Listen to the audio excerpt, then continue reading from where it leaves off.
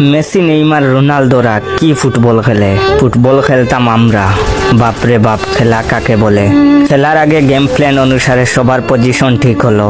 তোরা 3 জন ডিফেন্সে, আমরা 2 জন মিডফিল্ডে, 2 জন ডানে, 2 জন বামে। আর তুই মেইন স্ট্রাইকার। খেলায় অফসাইড নাই।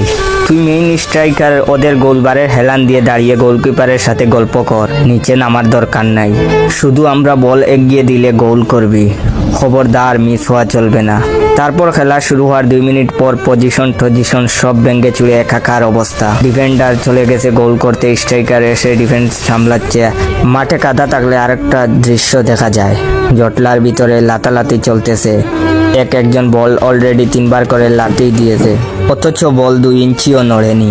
আরেকজন দৌড়ে এসে স্লিপে 10 হাত গিয়ে বল মারা। হঠাৎ একজন এক হাতে চোখ ধরিয়ে চেঁচিয়ে উঠলো, ওই আমার চোখে কাদা পড়েছে। তারপর আরেক চোখ খোলা রেখে পাশের পুকুরে জুপ করে দিল লাফ। কাদা জলের বারে আরেকজনের প্যান্ট খুমর ছেড়ে অবিকর্ষণের টানে বুক কেন্দ্রের দিকে ছুটছে। খেলার শুরু 5 মিনিট পর গোলকিপার চিল্লানি শুরু করেছে। সে অলরেডি 5 মিনিট গোলকিপিং করে ফেলেছে। এখন আরেকজনকে গোলকিপার হতে হবে। সে এখন স্ট্রাইকিংয়ে খেলবে। এরপর আগের স্ট্রাইকার সরাসরি গোলকিপিংয়ে চলে এলো। এভাবেই সব প্লেয়ার গোলকিপিং, ডিফেন্স, মিডফিল্ড, স্ট্রাইকিং সব পজিশনে খেলে ফেলে। পুরাই অলরাউন্ডার।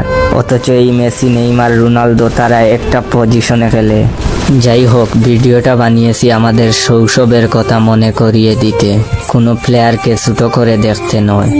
ভুল হলে ক্ষমা করে দিবেন।